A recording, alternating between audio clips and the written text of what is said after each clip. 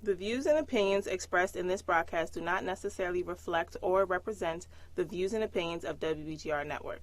Any questions or concerns about what is said should be directed to the show host, whose information will be provided upon request.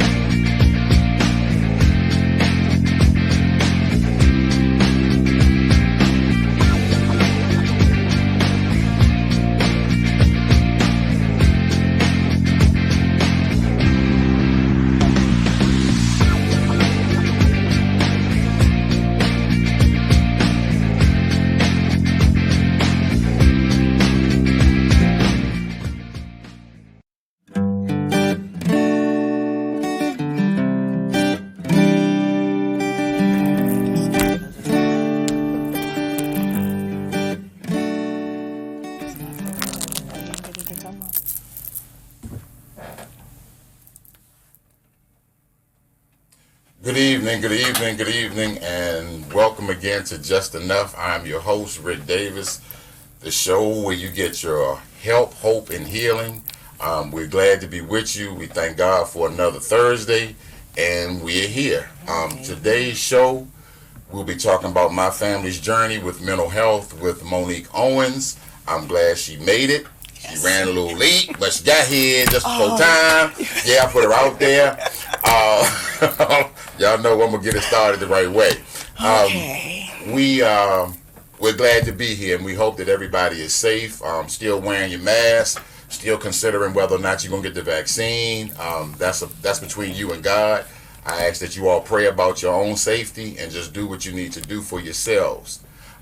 Before we get started, I wanted to make a couple of announcements as I normally do.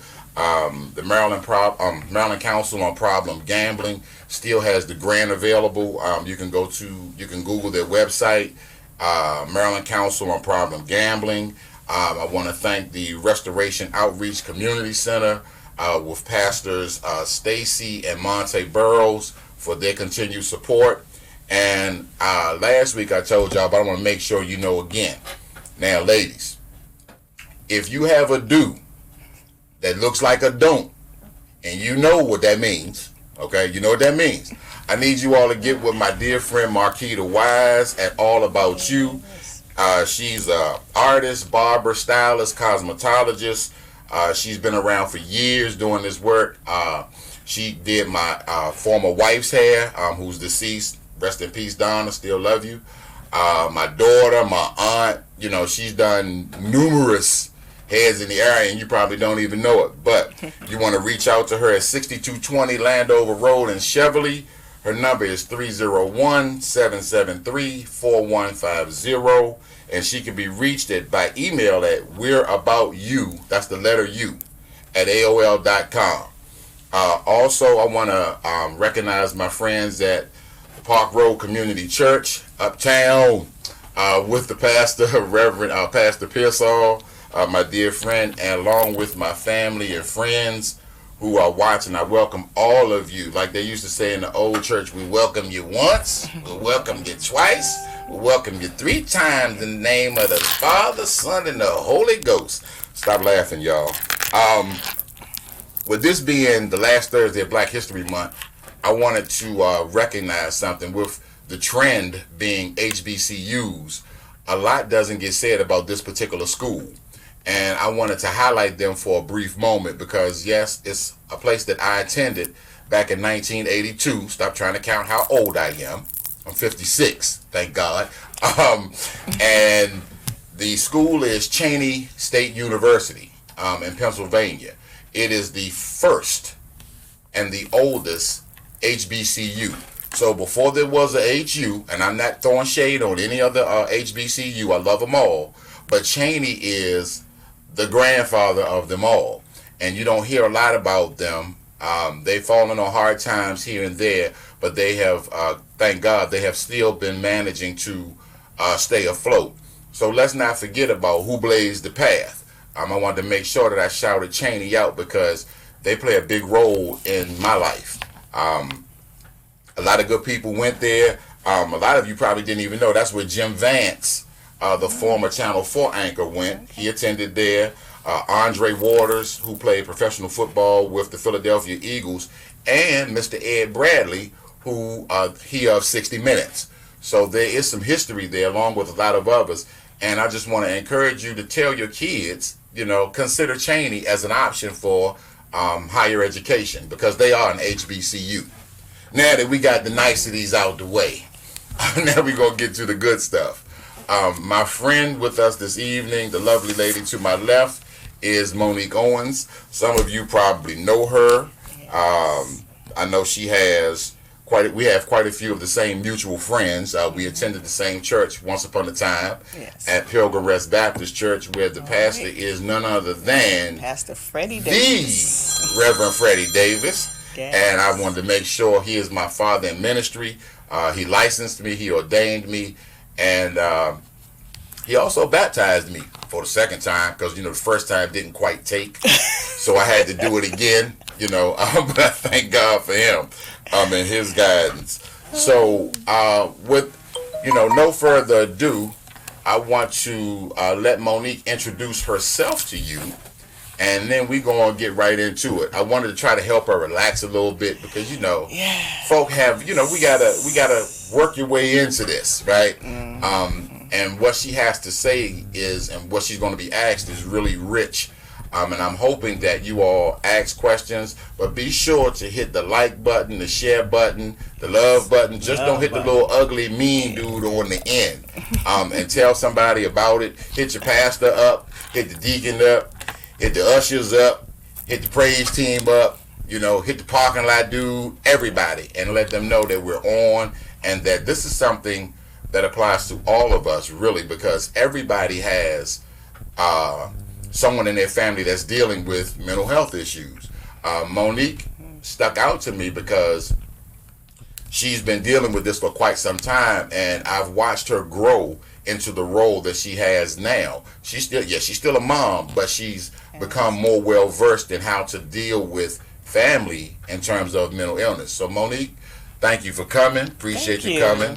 I hope the nerves have settled down a little bit. It's trying to. I'm trying to, So, you got anything you want to share before we get started? I really want to thank all of those who are supporting, those who are watching, and thank you, Rick, for allowing me to come. I really appreciate this. This is a platform that is very needed, and I am grateful to be a part of it. And so I'm here. Okay.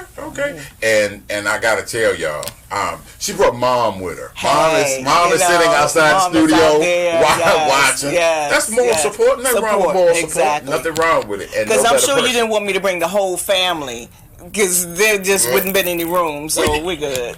We'd had to work something out, but people sitting on each other's lap or something. I don't know.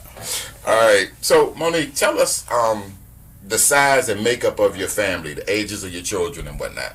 Okay, so the size of my family. I'm a mother of 8. I'm sorry, wrong. Mother of 6. Grandmother of 8. Okay, I feel like they're my kids, so I just kind of just be inclusive of everybody. Okay, so my oldest is 36. Then it's 34.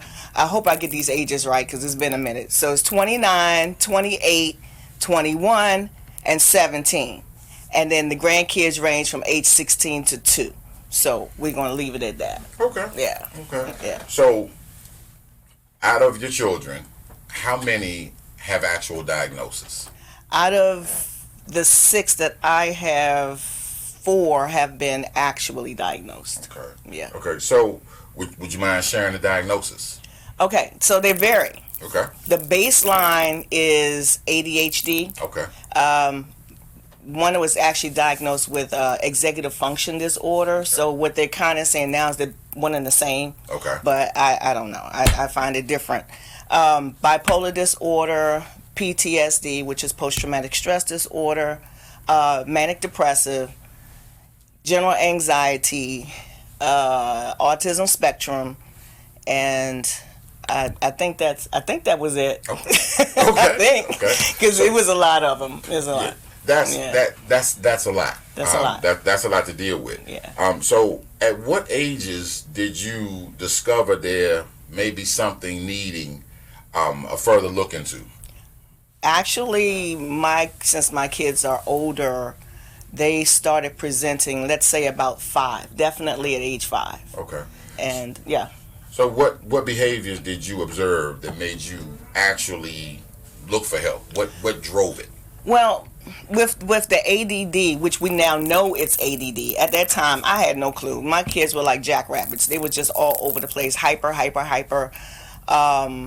They would do so much that in school they were getting suspended from school.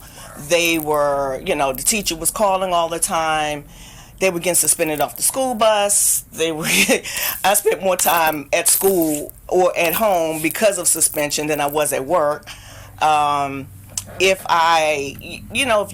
you take a kid with you to the store, and you give them that speech in the car, don't touch nothing, don't look at nothing, don't go anywhere, you stay right by my side, and they give you that corporate nod like, we got you, yeah, sure. Soon as we hit the door, they hit all 4 corners of the globe, and so now I spend most of my shopping time trying to retrieve my children. Okay. So that was the beginning, but most of that just doing bizarre things, like one of them, did something, They relieved themselves inside the plant at school. Just things that made the teachers go, Another one took a magic marker and just drew the line around their face for no reason. None. So let me ask you this. How did you feel when you actually got the diagnosis? How did that make you feel as a mom? Actually, by the time I got the diagnosis, most of my children were adults. So it was not until like my younger 2, and because of the age disparity, the older ones, we had already gone through maybe 15 years or more. All we dealing with these, and it got worse as they became teenagers, and then it shifted to something else. And so it wasn't just dealing with ADD, I was dealing with other things that I had no idea what it was. So by the time I got the diagnosis, at that point I was relieved when the doctor said, "Oh, he just has classic case of ADHD," and I'm going, "What? That's all it is?" And I'm going, "Okay, all right, cool." And he's looking at me like, "Not sure. Most people don't give me that reaction." I said, but for me at that point, it gave me a starting point to where to look, what to investigate, how to, I am a researcher, okay? If you give me this, I'm going to go look it up, and I'm going to try to exhaust every means possible, and then see if, that's probably it. No, that's not it. But I was relieved because I got an answer. Okay. So how did your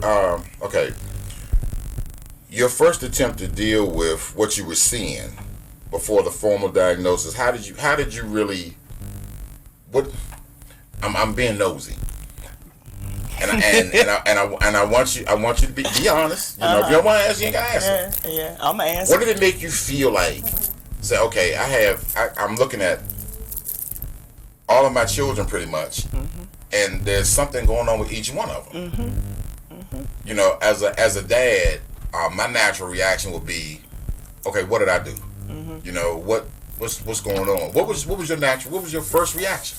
Oh, okay. Well, see, my first reaction was not necessarily what did I do, but I saw behaviors that I recognized in other family members that were older than me, that did not grow up with me or my children. We did not cohabitate or anything of that nature. But when I started seeing similarities generationally, okay, so I'm not thinking, what did I do? I'm thinking, okay, there's something going on here that I really need to take, to look into. Okay. So. That's what I saw. So how did you deal with it initially before the Initially, diagnosis? How'd you deal with it? we did not deal with this well at all. We didn't. Now, let me tell you. At the time when all this was going on, I was married, so I wasn't single parent. So we were married for a while, and so there were a lot of traits. You know, of course, when you're parents, you're gonna say, okay, no, that's you. You know, or no, that's you. But we did whippings that didn't do well at all. We was using old school parenting on what seemed to be new school children. I don't know what this behavior was, especially to me when it morphed into something else. And the something else presented personality disorders. You know, where you don't know which person you're talking to at that point. And, you know, that became interesting. It became interesting when they got of age and started just disappearing. They don't say where they're going, and you're trying to figure. And then, mind you, they're 13, 14 years old, so they should not be leaving the home. So we handled it with old school corporal punishment, you know, and that didn't work. How'd that work out for you? That did not work out because what they did, that became more of a power struggle. Mm-hmm. It became, oh, you can whip me, I'm still going to do what I want to do. And then it got to the point where I'm like, well, why am I hurting myself? I mean, at the end, you know, I'm huffing and puffing, and they look at you like, okay, what? That's the best you could do, and I'm thinking like, okay, this is something interesting here. This was beyond defiance. You know, oppositional defiance disorder was definitely, yeah, that was rampant. Okay, so can you tell people what oppositional defiant disorder is? Okay, so they tell you it's a disorder. I thought it was just natural. I thought it was just, you know, teenagers. This is what they do. Terrible twos that lasted all the way to their 20s, their 30s. You know, does this ever end? That type of thing. So, oppositional defiance is when they are just adamantly going to do what they want to do, regardless of the parameters that are set, regardless of the consequences that come with it. The consequences mean nothing to them. So if you say, go sit in the corner, I'm going to spank your butt, or, you know, we ain't say spank, you know, I'm trying to be politically correct here, you know, but you know what I mean, you know. But, and there was some other terms that we used right then. I can't, yes.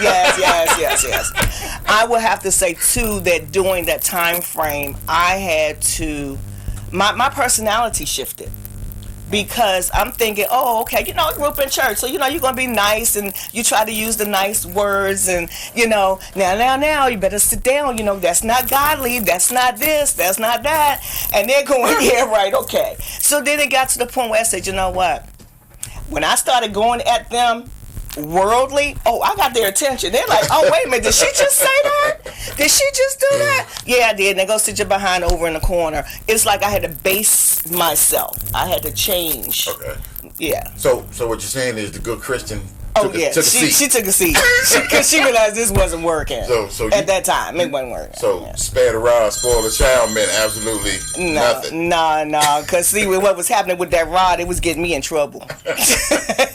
You know, let's just say Child Protective Services visited me way more times than I needed it to. So, yeah. Okay. So, how did the children react? You know, when they heard that there was something going on with them, what was their responses like? Now, again, by the time I got the information, we've already been in this about 15 or 20 years. So my kids are now older, if not older than that. It may have been 20 years by this time. Okay. So they're looking at me like, no, probably not. And then as I started educating myself and started saying certain things like, you know, letting them know the behavior that you just did or this particular person just did, that is a symptom of this.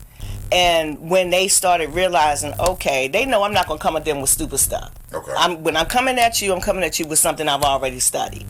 And so then we would sit down as a group, as a family, and say, okay, let's learn these things. Let's learn about those things. And it's more like a beginning thing of cognitive behavioral therapy, you know, making them aware of what those things are. So see, I had to go deep with my research. I had to learn some vernacular. I had to learn a whole lot of jargon. I had to learn it all. So yeah. You know, so, okay. So was medication prescribed? Yes, not for the older ones. Okay. It was not until the younger one, well, not the youngest, but the younger set, because my kids are in sets, right? Right. So the younger set presented, their presentations of their mental health challenges was way different than the older ones.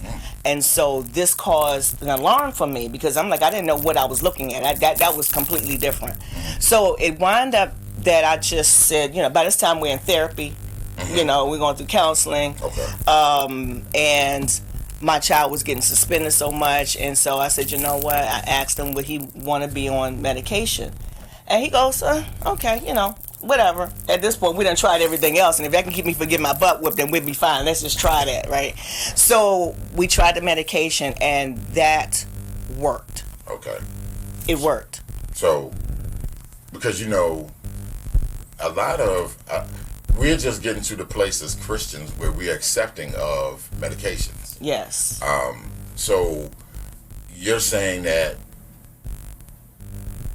or would it be your belief that God and science work together? Oh, I absolutely believe that. Okay. And that was amazing when I discovered that was a missing element to what I believe. Again, I grew up in church. Again, I understood the word. My parents, both are ministers, indoctrinated us into the Bible study, and all of that. So, okay, I got that. I got the scriptures. And I'm not saying the scriptures didn't work. Right. That's not what I'm saying. Right. But again, faith without works is dead. So to keep people from dying at that point, Okay. I better find a different way.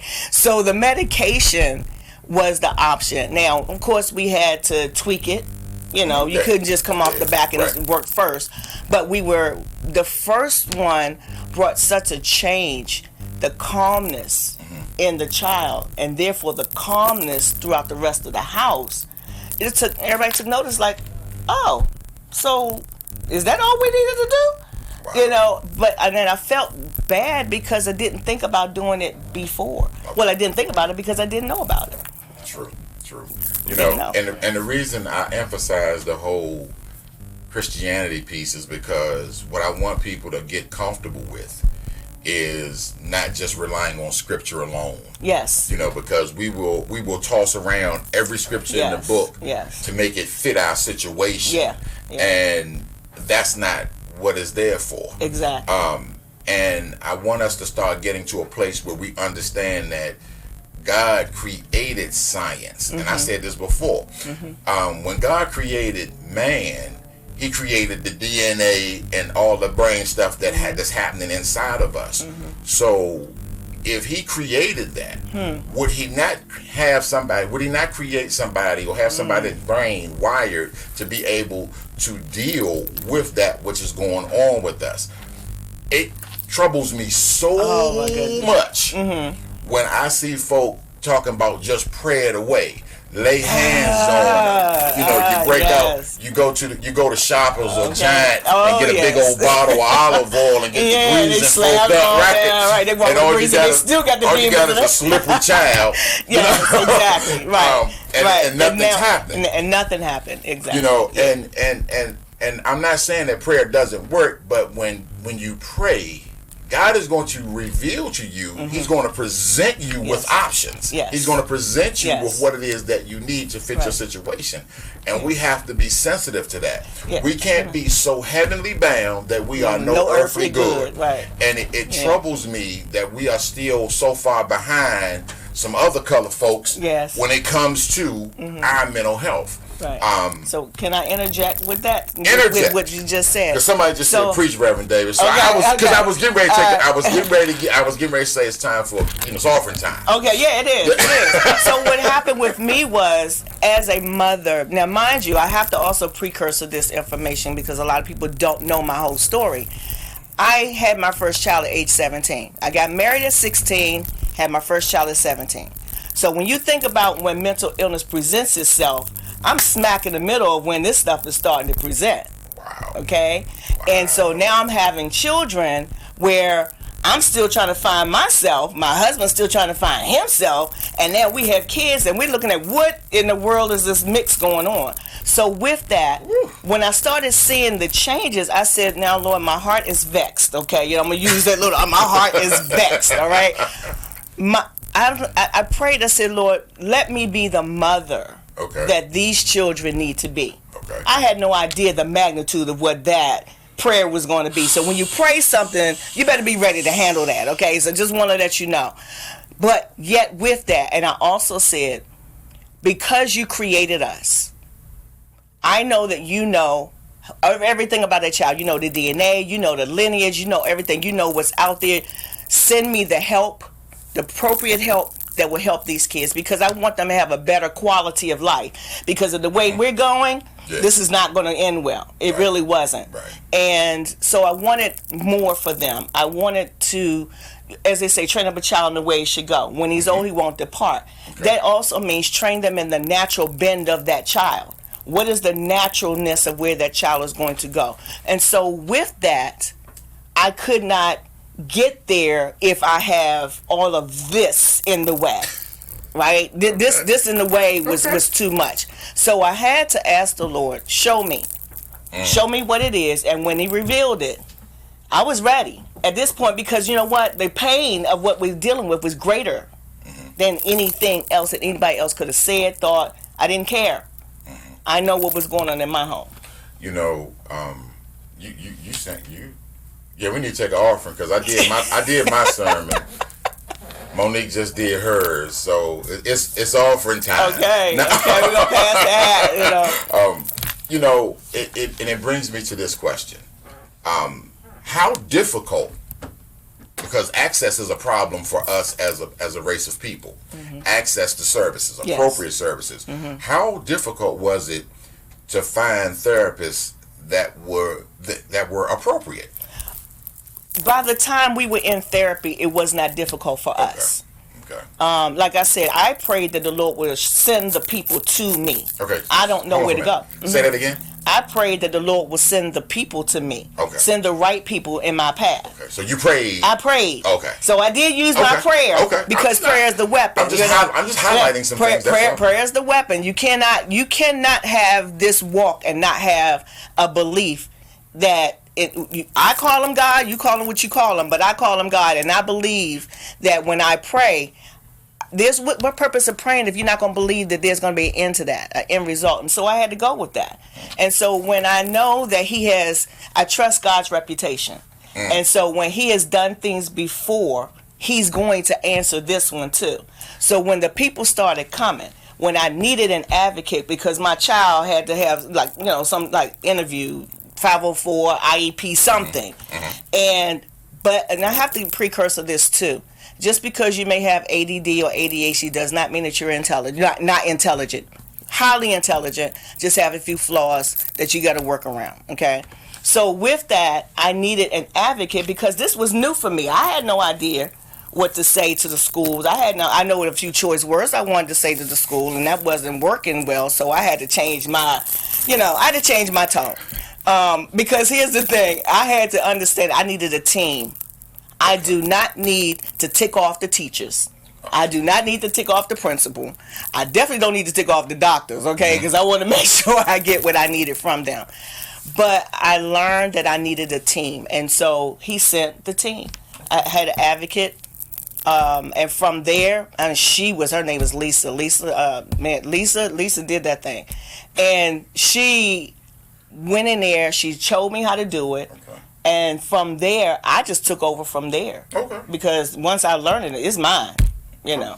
And so then she introduced me to NAMI, but we'll get to that. But okay. Yeah. So looking back, how would you change the way that you dealt with this from the very beginning?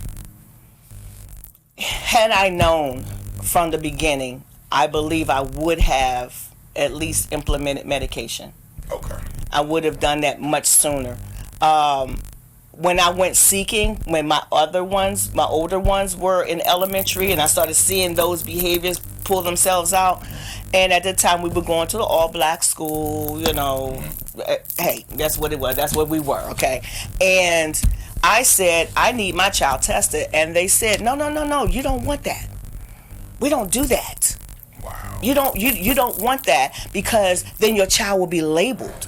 And I'm looking confused, like, yeah, but you have your degree. Okay, I hear what you're saying. All right, I'm trying to get my child to that point. But right now, then if that's the case, then don't keep calling me about my child's behavior. Wow. Let's figure out how to do this. But I listened to those people, and that's when I said, let me pray to get the right people, because that was not the right person to help me through. So had I gotten the right people, then I think we could have handled it sooner. Okay. For those of you who just joined us, we're here with Monique Owens. We're talking about my family's journey with mental health, and I'm your host, Rick Davis. Again, hit the like button, hit the share button, tell somebody what we're doing here, because this is what we need in this community right now. Amen. We need real-time information, real stories about real people who aren't afraid to be transparent about what goes on, because the days of what goes on in my house stays in my house are pretty much gone. Because if it stays in the house, that child or that person leaves the house and they take that behavior with them. Preach, Rick. I'm doing the best I can. Yes, you can. Yes, you can, man. You doing it. And when it becomes a community issue, then the police get involved. Exactly. So we have to do what we have to do to raise our own the right way. We have to stop being afraid and stop thinking that somebody's going to judge us. Because at the end of the day, it's one or two things. Either we're going to raise them right, or the system's going to take them, or the police are going to kill them. Yes. That's where we are. I know I'm being real blunt, but that's where we are. Can I tell you that happened to me? Tell away. Because one of mine was, I believe this was the beginning of bipolar starting to show its way through. And that oppositional defiance. So I couldn't tell what was what. And it got to the point where I said, all right, I got to take you to the police station. Because I had nowhere else to go. Because it was getting that volatile at that point. And I took them to the police station. They're back there. The police, happily, I thought I was going to do the scare straight. You remember when we were scared straight, right? I thought I was going to do scare straight. I thought we was going to make this thing happen. Yeah, right. So they took her to the back and... Hold up. You said her. Her. Yes, sir. Okay. I just wanted to make sure I wasn't hands up. Yeah. They took her to the back.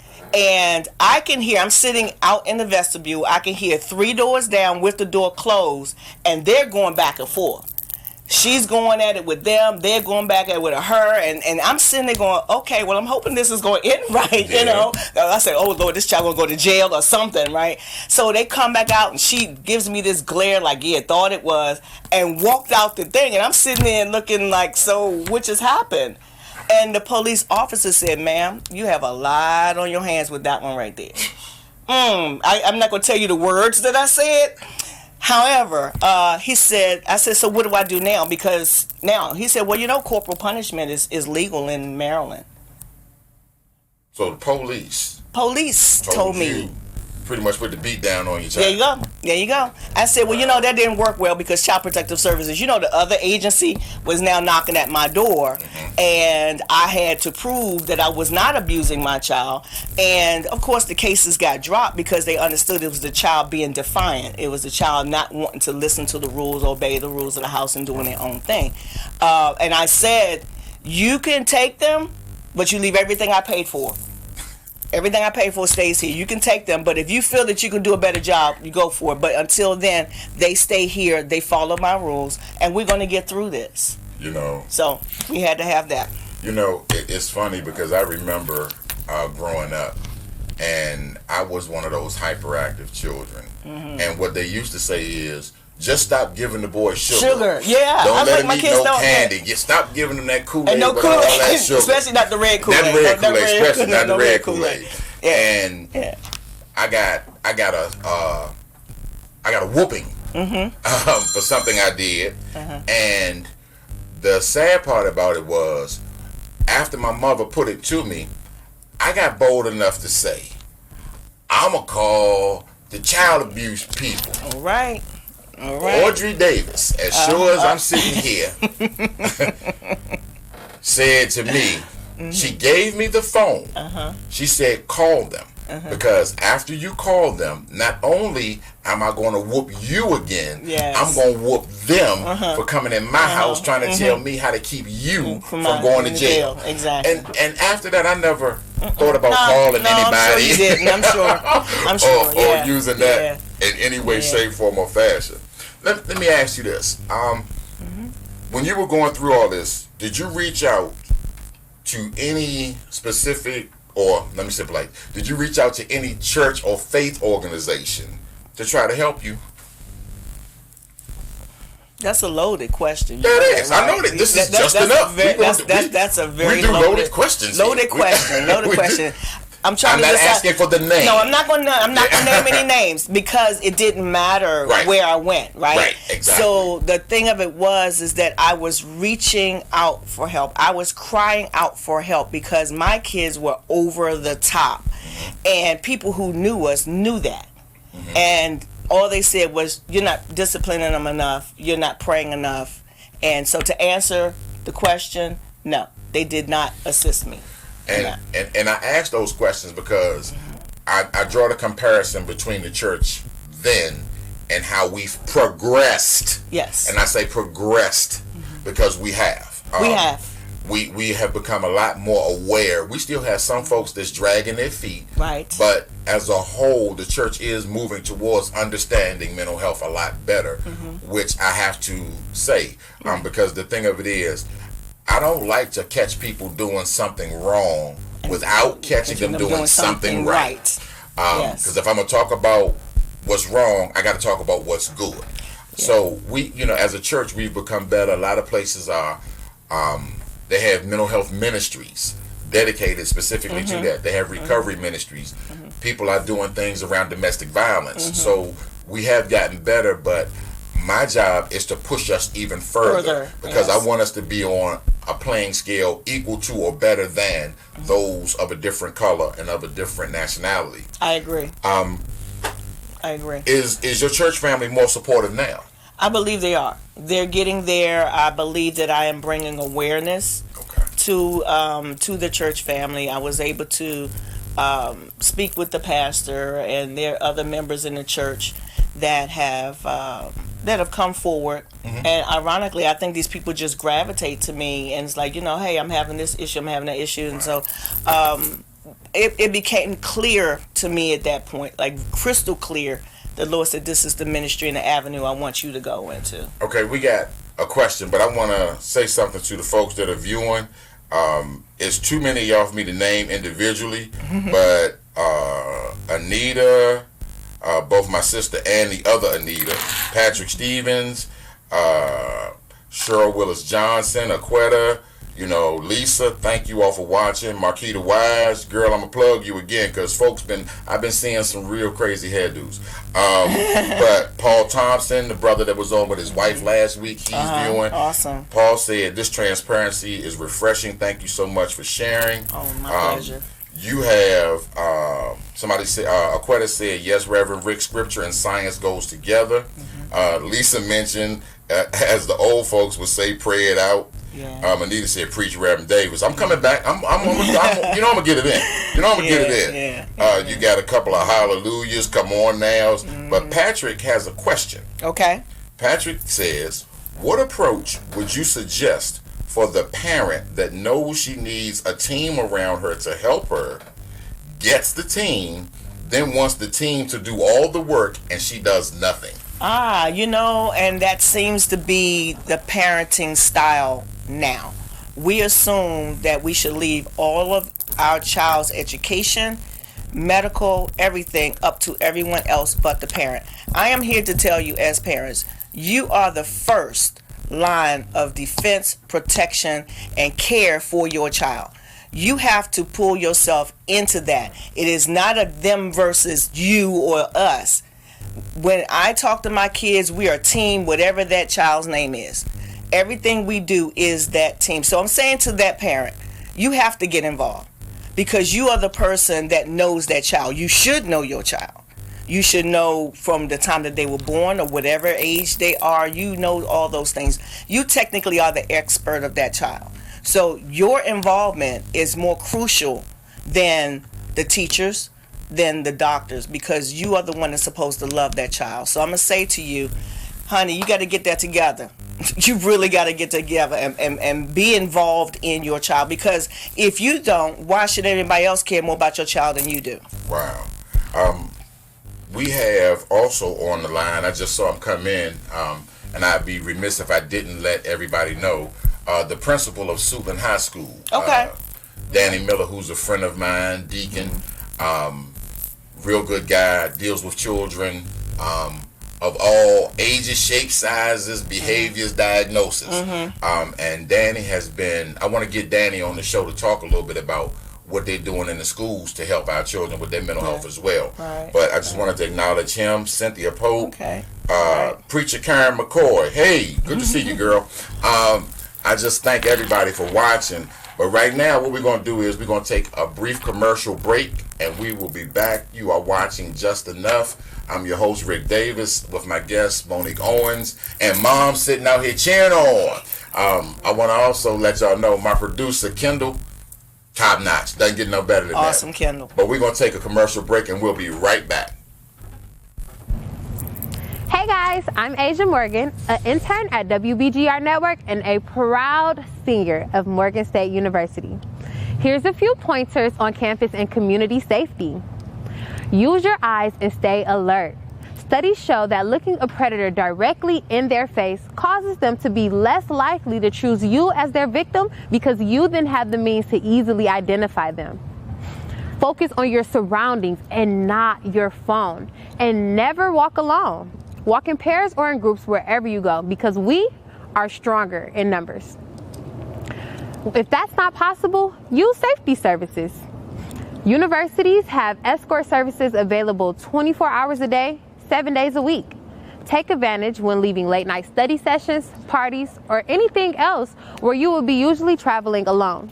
And when using riding services like Lyft or Uber, always check to see that you're getting into the right car. If you're traveling alone, be a backseat rider, buckle up no matter what, and never forget to share the details of your trip with a friend or family member. Lastly, trust your instincts. If you feel like something is wrong, 9 times out of 10, it usually is. Don't ignore that feeling. This has been a message from the WBGR PSA Project.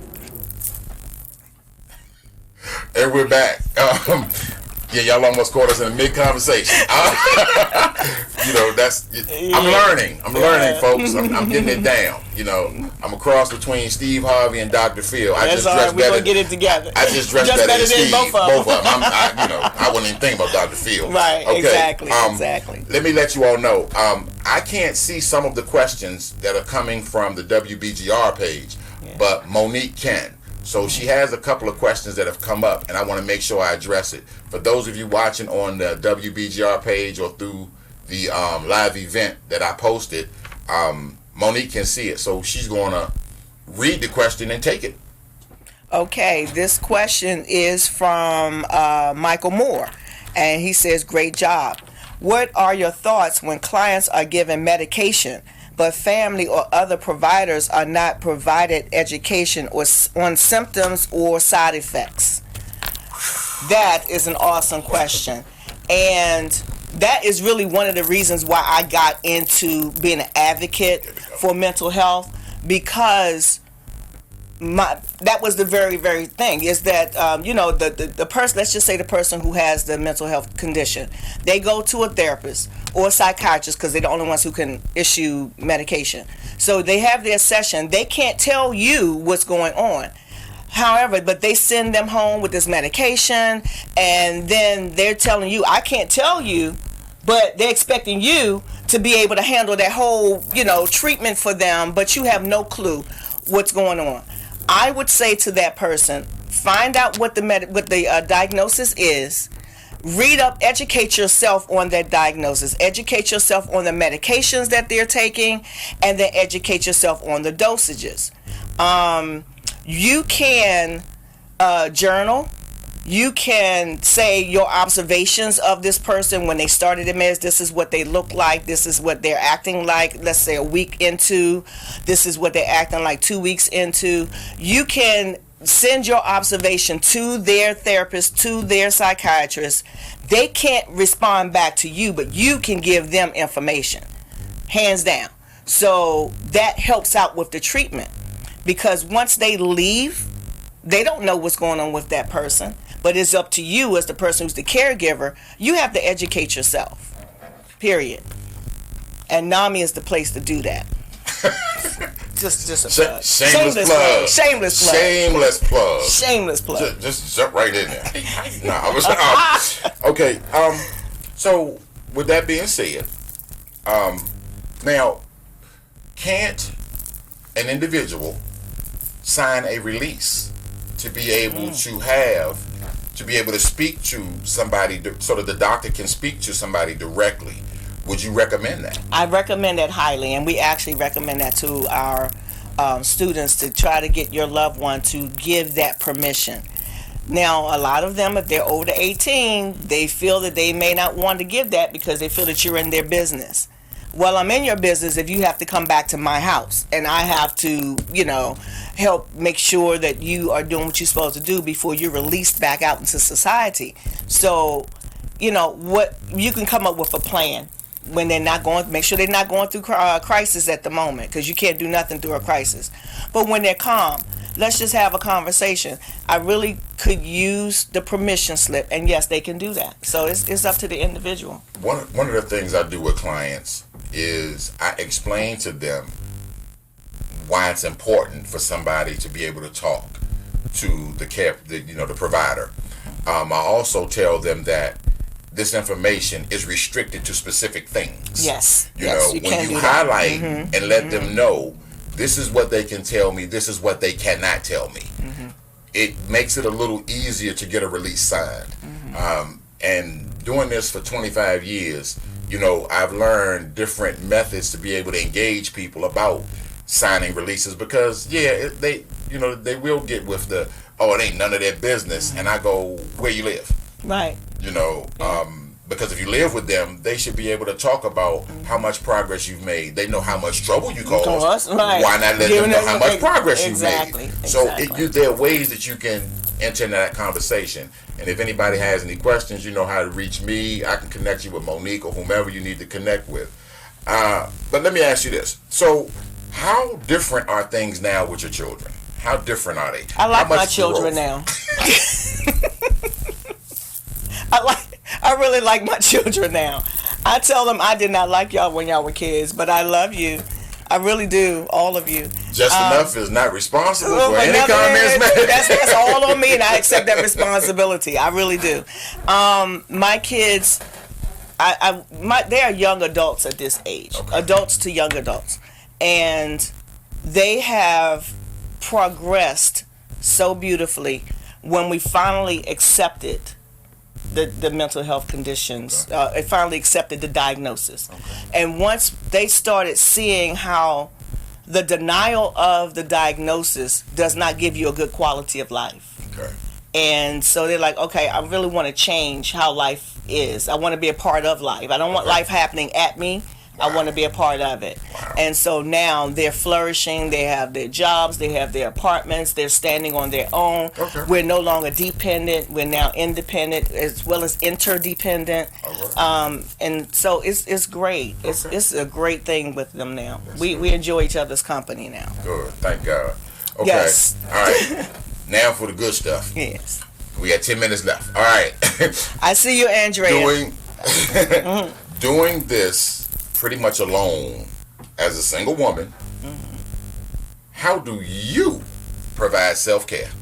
See, this is a lot. Yeah. Even with grown children. I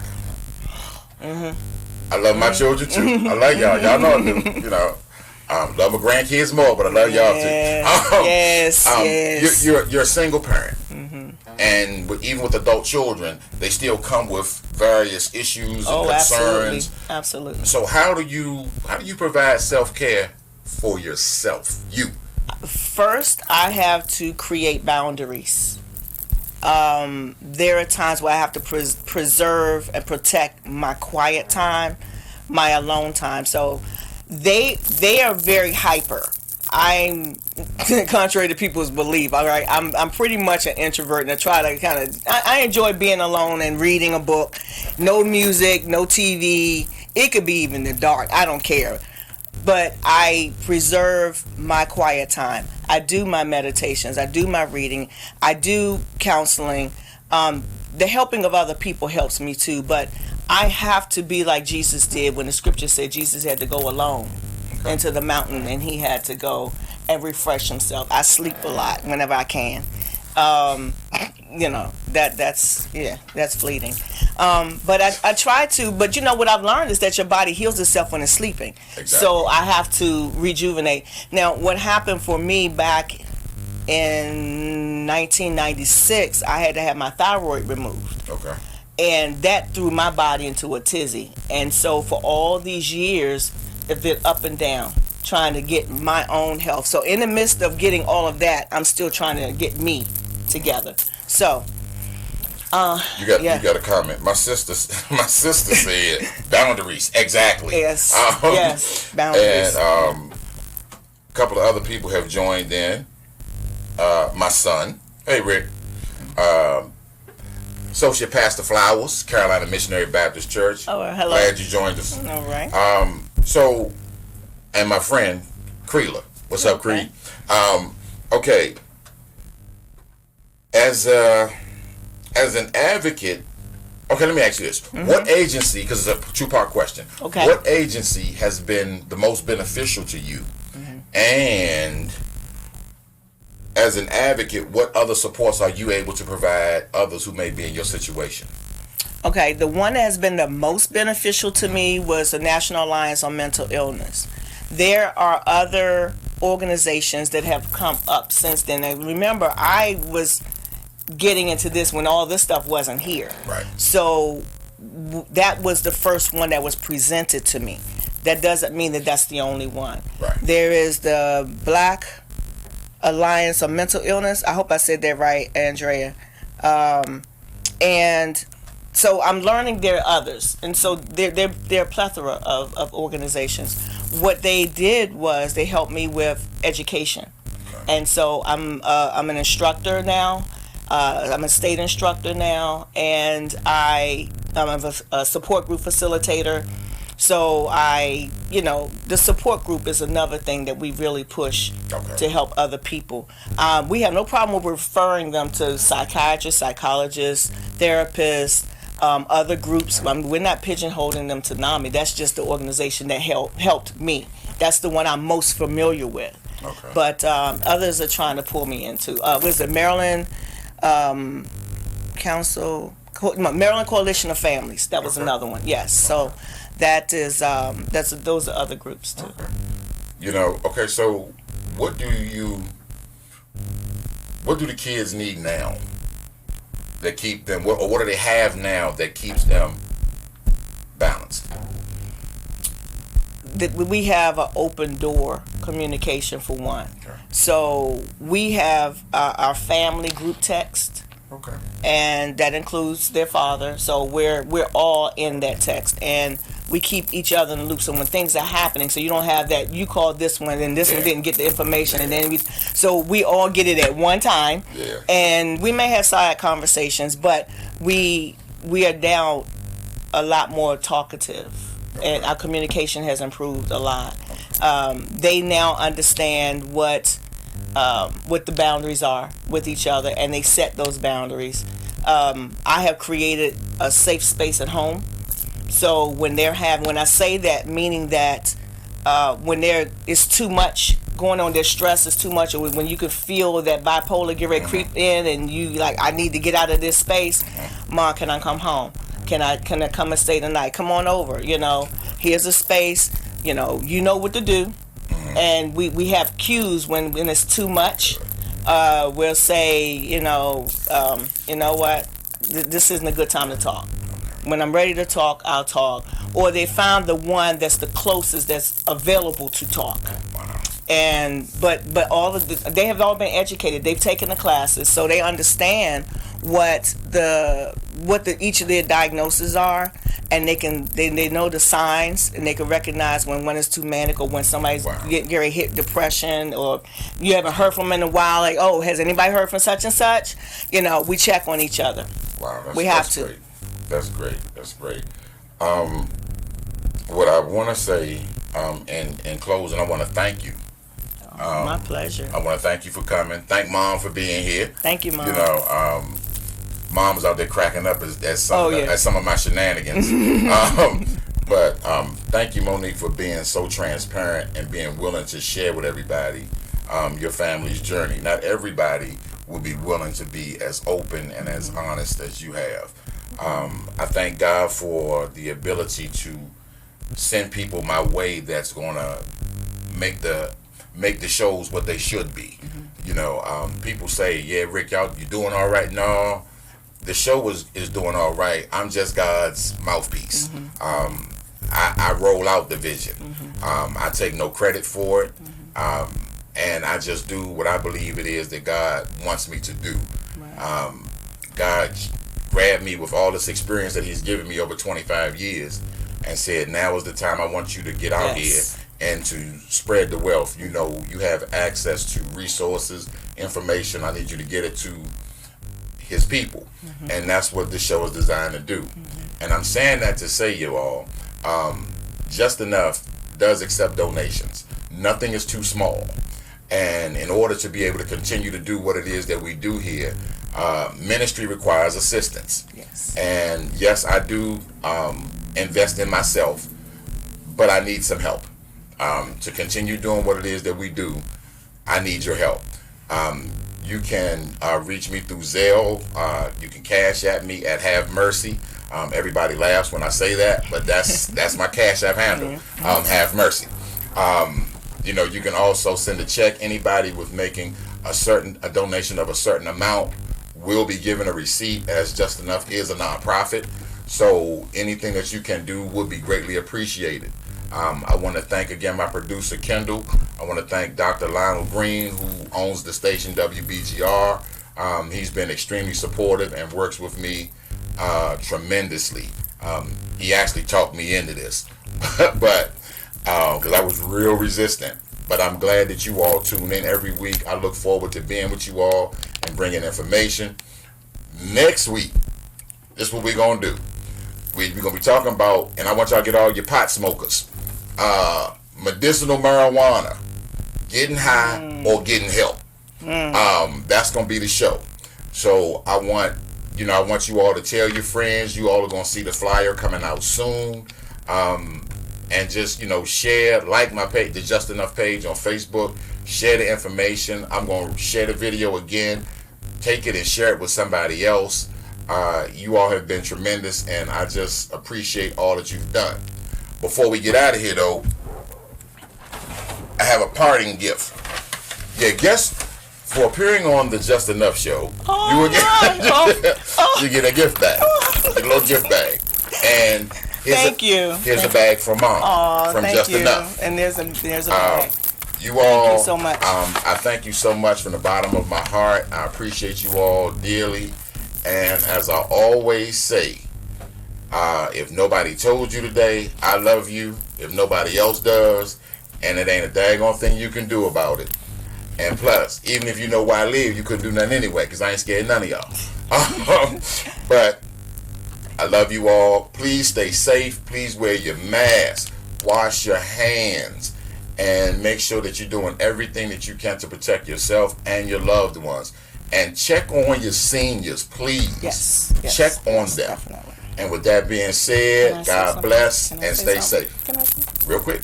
All right. Thanks, everybody who supported me. I really appreciate it. And please financially support this ministry. Please financially. Thank you so much. I love you guys because of the support that you give me and my family. All right, y'all. We'll see you next week. See you next week.